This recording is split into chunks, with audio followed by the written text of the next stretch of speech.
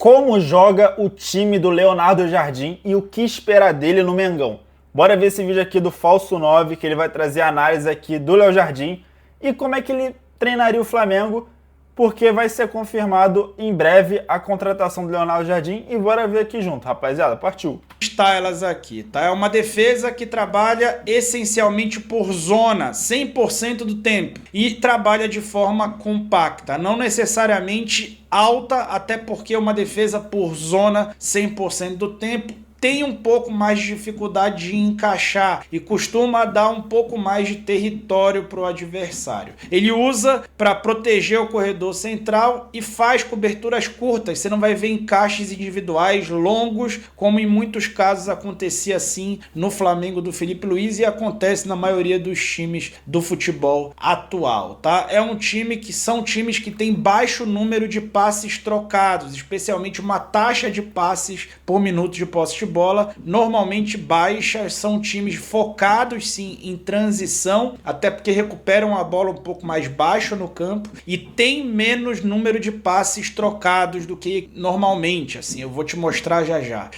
Rapaziada, eu vi que na temporada passada ele treinou o Cruzeiro era o 14º time com o maior número de posses de bola dentre os times do Campeonato Brasileiro. Você vendo esse número, você pode confirmar que ele não gosta de ficar com a bola, né? Tanto baixo número de passes trocados. Só que no Flamengo, a gente está acostumado com o time sempre com a posse de bola, sempre ali propondo o jogo com um domínio em cima do adversário. E ele não é um treinador que gosta de ficar com a bola, ou seja, ele dá a bola para o adversário, lá ele. Só que ele entrega a bola para o adversário propor o jogo. E eu acho que no Flamengo isso não vai dar certo. Porque o Flamengo é um time que propõe jogo por causa dos jogadores que tem.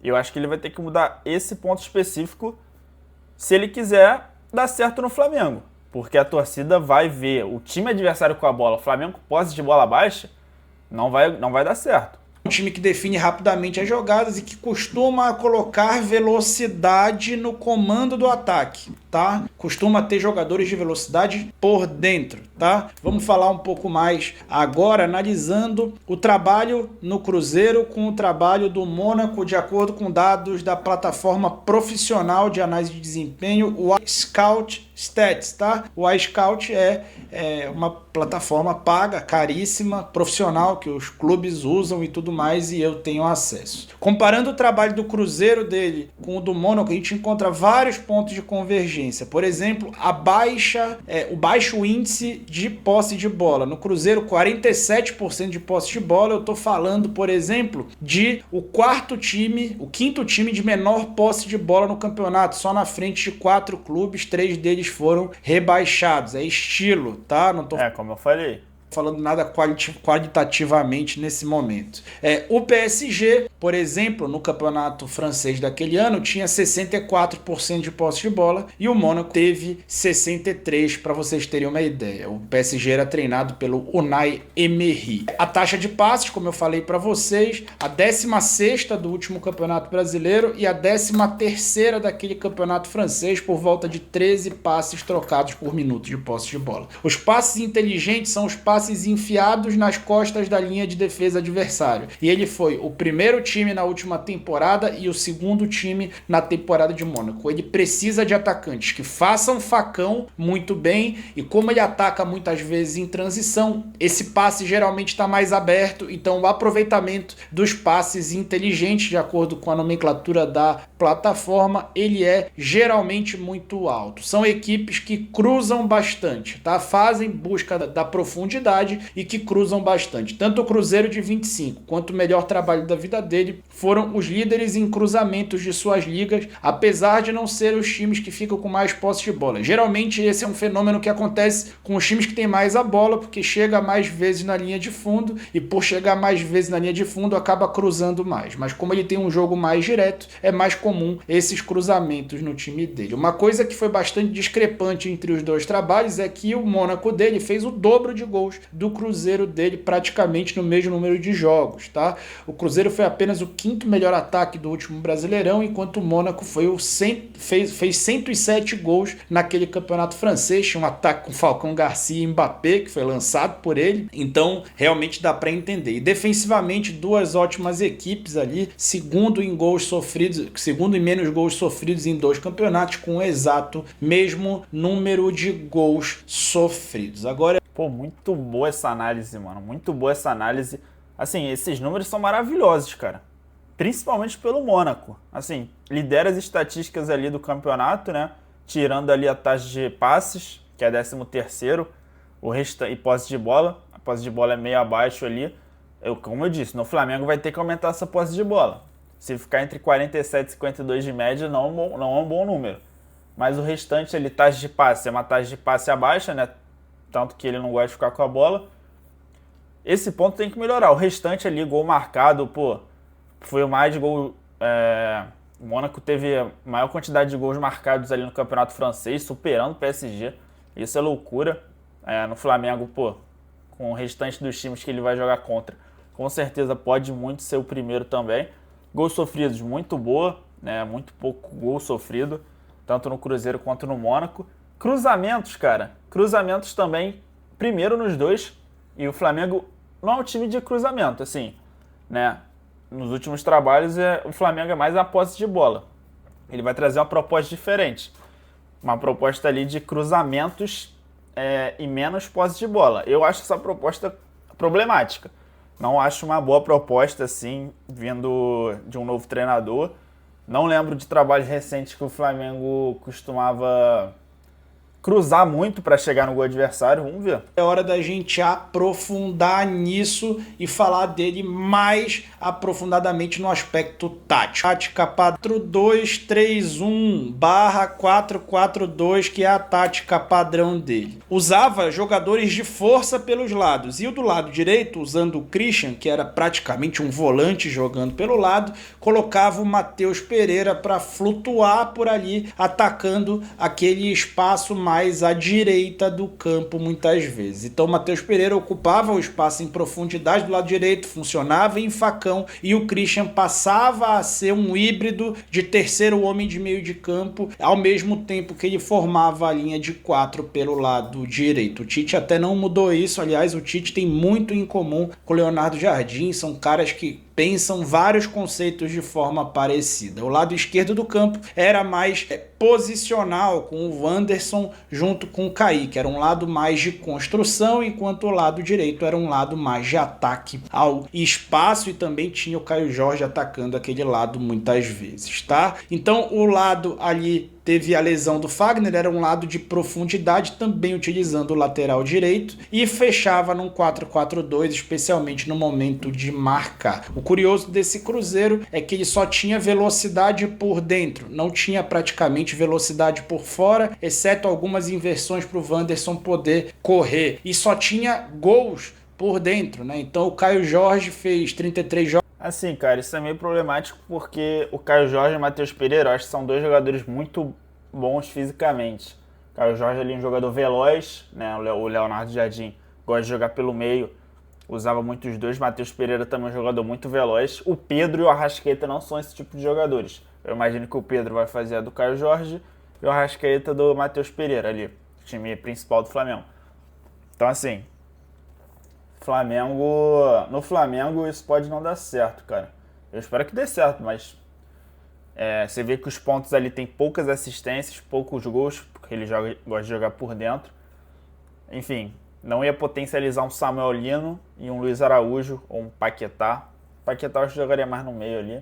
21 gols, 8 assistências. O Matheus Pereira, 34 jogos, 7 gols, 7 assistências. O Christian, 30 jogos, 5 gols, 2 assistências. E o Wanderson praticamente não participava em gol, 27 jogos, 0 gols, 2 assistências. Todos os gols estavam no corredor central. Toda a capacidade do time acelerar jogadas estava no corredor central. E isso não é uma marca só do trabalho no Cruzeiro. O time, o melhor... Pô, eu gosto muito de ver esse time do Mônaco, porque eles falam que foi um trabalho magnífico do Leonardo Jardim. De fato foi. Mas o time do Leonardo Jardim, do Mônaco, era muito bom, pô. Olha o time. Era muito bom esse time, pô. Mônaco que ele criou foi esse que tinha o Subacite, o Fabinho jogando de lateral direito, chegando à Europa ali, o Glick, o Gemerson, o zagueiro, o Cid B, também tinha o Jorge, que ele contratou na época, lateral do Flamengo, que foi comprado pelo Mônaco, uma dupla de volante de muita técnica com o João Moutinho e de força com o Bakayoko, Bernardo Silva sendo esse meia pelo lado esquerdo, ao melhor estilo Everton Ribeiro. Aliás, o Leonardo Jardim tem semelhanças também com o Jorge Jesus no estilo de jogar. O lado esquerdo ficou o Anderson aí, mas na verdade eu tô falando do Lemar, né? E na dupla de ataque o Mbappé junto... Ah tá, é o Lemar ali, eu vi o Wanderson e falei, ué, que é isso? Pô, timaço, Lemar, Mbappé, Falcão, Fabinho, João Moutinho. Esse time, eu fico pensando, será que o Flamengo ganharia desse time, cara? O Flamengo de hoje, não sei se ganharia não. Ia ter briga nesse jogo aí, ia ser jogão. Com o Falcão Garcia, que era um primeiro anista ali, primeiro ano dele, e ele foi realmente um foguete. Agora já tá o Lemar ali. E a gente olha que também era um time em que os gols estavam muito por dentro. O Falcão já não era um cara de velocidade longa, mas sim um cara de arranque curto, de aceleração e com capacidade de fazer facão. Fez 21 gols e 5 assistências em 29 jogos. O Mbappé fez 15 gols e 8 assistências em 29 jogos. E aí os pontas participaram muito mais. O Lemar, em 34 jogos, 9 gols e 10 assistências. Esse sim é um cara de profundidade. E o Bernardo Silva, construtor como é, 8 gols e 9 assistências num time que fez muito mais gols, fez quase o dobro de gols daquele Cruzeiro do ano passado, mas... Pô, então a gente vê que o problema era o Cruzeiro, né? O problema era o Cruzeiro, que os pontas não faziam gols nem assistências. Você vê que os 2 pontos aí do Mônaco, pô, deitando. Sim, muito mais gol concentrado por dentro, tá? O Mbappé que foi ganhando a titularidade ao longo daquela temporada. Aqui um outro time dele, que foi o Al Hilal recente, que tinha o Matheus Pereira como camisa 10 e tinha, por exemplo, o Salem Al-Dawsari. Cara, se ele continuar no Flamengo, ele vai tentar trazer o Matheus Pereira com certeza. Com certeza. Um meia pelo lado esquerdo, ao mesmo tempo que a gente falava do Bernardo Silva, meia pelo lado direito, e tinha um componente diferente que era o Marega, fazendo uma força e uma agressividade pelo lado direito. E aí, nesse caso, o Marega fechava como um segundo atacante junto com o Gomis, e o Matheus Pereira não tinha tanta participação em fazendo gols, muito por conta disso. Os números do Salem são inflados porque ele cobra pênaltis e cobra muito bem. Então, 22 jogos, 9 gols, 8 assistências, vários gols de pênalti. O Marega, 27 jogos, 13 gols, 2 assistências. O Matheus Pereira, 2 gols, 11 assistências e 21 jogos. E o Gomis, que era um atacante de muita velocidade e profundidade, assim como o Marega, velocidade, força, profundidade. Esse time da Hilal era bom, mano. 9 gols e 0 assistência. Falei bastante as palavras velocidade, força, profundidade. São conceitos ofensivos dos times de Leonardo Jardim. Mas nós ainda não fomos para o campo para mostrar para vocês. Eu vou trazer especialmente como esse time defende. Eu expliquei de forma muito ampla isso no final do ano passado, já depois do trabalho bem maduro no Cruzeiro. Não tem porquê eu fazer de novo esse material, então eu vou trazer para vocês um trecho que faz um compilado de como esse time se defende e transiciona, que são as principais características que ele faz em todos os seus trabalhos e que inevitavelmente vai trazer para o trabalho dele no Flamengo. Confere aí. O time que joga no 4-4-2, como eu já mostrei para vocês, que é bem simples a dinâmica até, mas muito bem coordenada, tá? A dinâmica defensiva. Então toda vez que essa bola vai chegar num corredor, existe ali um salto de pressão por parte desse ponta, que como eu mostrei para vocês, tem um papel muito mais defensivo do que ofensivo. Além dos pontas saltarem, eventualmente para proibir o passe por dentro e se compactar com a linha de meio de campo, os laterais eles têm uma necessidade de saltar também para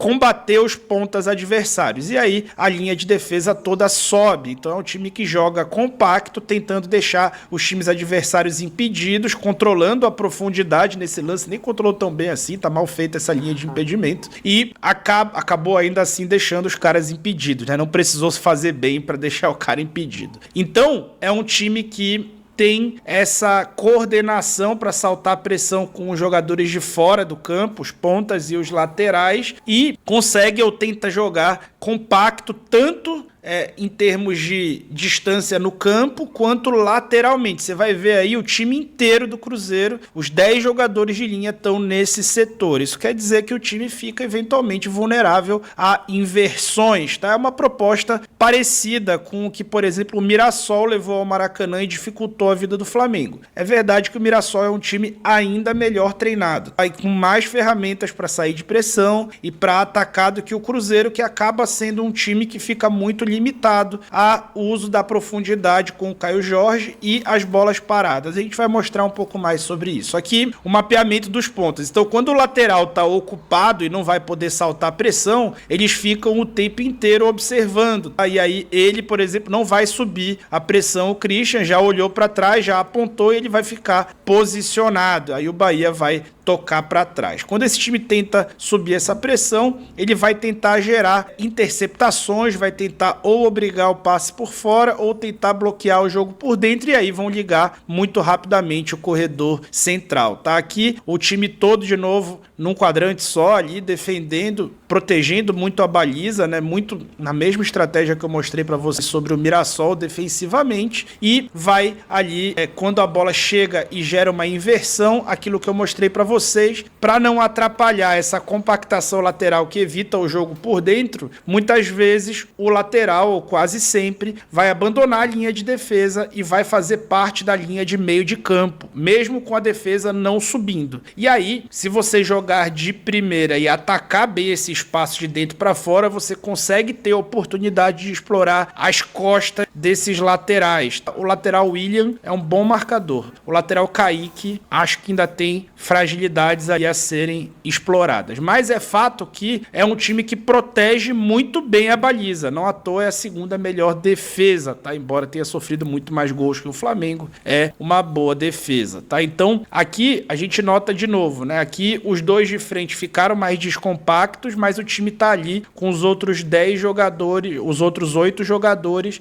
tentando proteger o lado da bola, protegendo o jogo por dentro para consequentemente proteger a baliza. E aí fica vulnerável a inversões. Só que como tá protegendo a baliza, mesmo ficando vulnerável a inversões, muitas vezes é difícil de aproveitar. O ponta que recebe essa inversão precisa estar muito decidido. Aqui mostrando o quanto o Cruzeiro corre para trás, né, e protege bem a baliza, protege muito bem a baliza e depois acelera. Então, no 4-4-2, o Cruzeiro se defende, agora ele está protegendo o corredor central, o Vasco vai abrir o jogo aqui e aí o Cruzeiro vai baixar para tentar fazer aquela marcação que proíbe o jogo por dentro. Enquanto isso, o Vasco enxerga que o Rodrigues, destro, enxerga que tem uma oportunidade do lado oposto, e você nota que o Verratti está fazendo um papel muito importante. Acaba que ele induz a marcação do Kaique ao procurar a zona onde ele marca, e isso tira um pouco da velocidade de reação do lateral esquerdo do Cruzeiro, que vai acabar errando o tempo e engrossando feio, né? Perdendo ali o tempo, e aí o Paulo Henrique vai cruzar de perna esquerda, tomando decisão rápida.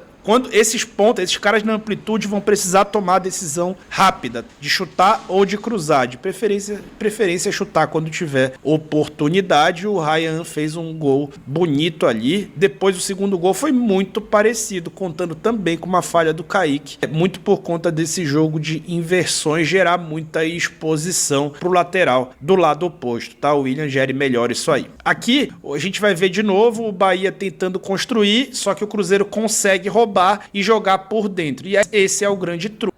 Cara, você vê que a maioria dos gols é no contra-ataque, né? Fazia muito gol de contra-ataque a equipe do Cruzeiro. No Flamengo eu acho que isso não vai funcionar, cara. Contra-ataque assim. Eu acho que ele vai mudar um pouco o estilo de jogo dele. Não vai ficar preso a recuar a linha quando tiver o adversário com a bola. Triunfo desse time, rouba, joga por dentro, quase faz o gol, tá? Acabou virando esse jogo contra o Bahia com muito mais sorte do que juízo, né? Porque foi amassado 90 minutos do Cruzeiro, praticamente amassado por 90 minutos, só que o Bahia sente muita falta do Eric Pulga.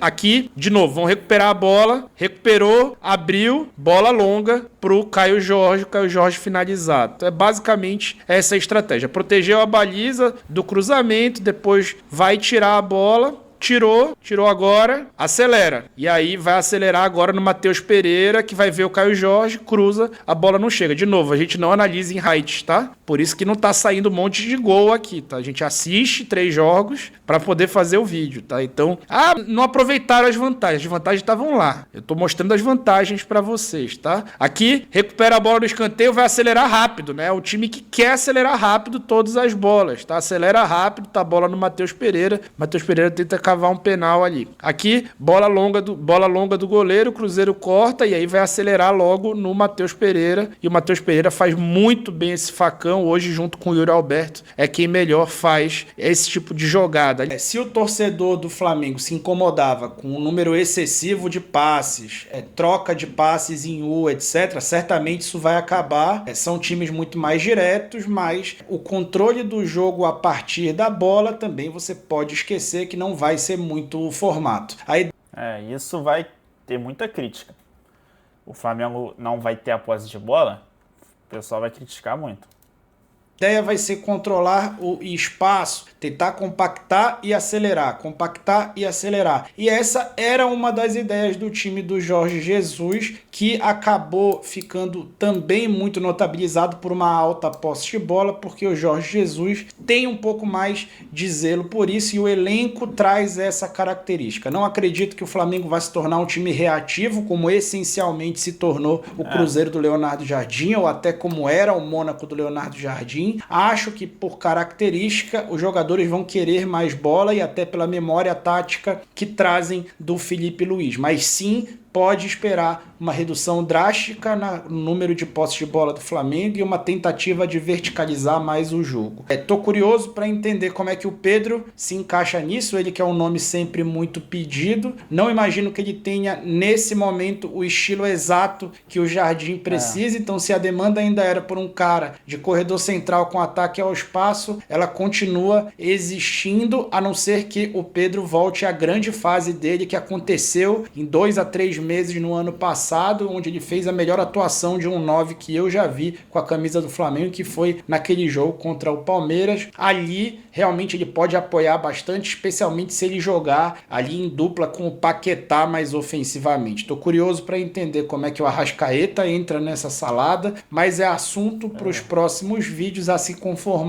confirmar essa contratação. E aí, o que você está achando disso tudo? Divide aí comigo, abre o coração. Você gostou da troca, não gostou da troca? Eu não preciso esconder minha opinião, eu jamais teria trocado, eu jamais substituiria o Felipe Luiz, mas quem tem a caneta decidiu e cabe a gente respeitar, continuar acompanhando, torcendo pelo Flamengo, comentando os jogos, sendo honesto com o trabalho do grande treinador Leonardo Jardim, que chega agora, sendo honesto com a audiência também que me acompanha e seguindo cenas dos próximos capítulos para entender onde é que isso vai dar. Eu não tenho dúvida que o Flamengo vai disputar tudo quanto é título. Como falei na véspera, o Flamengo disputaria tudo quanto é título com o Felipe e vai disputar tudo quanto é título com quem vier, porque o time é muito forte, a instituição é muito forte, tem muito jogador grande e as coisas vão acontecer. Agora é acompanhar como elas irão acontecer e se, claro, elas se confirmam, né? Mas eu tenho essa impressão de que as coisas vão acabar acontecendo sim, até porque o Leonardo Jardim, como eu falei, é um grande treinador, tá bom? Pô, muito boa análise, cara, muito boa análise. Eu também, assim como ele, não demitiria o Felipe Luiz. A maioria que tá vendo esse vídeo também não demitiria o Felipe Luiz. Todos acham que foi um erro ali da diretoria. Vai mudar totalmente o estilo de jogo, vai jogar mais no contra-ataque, mas os jogadores podem querer mais a posse. Enfim, vai ser uma confusão ali no começo para encontrar o estilo de jogo ideal. Mas é nóis, rapaziada.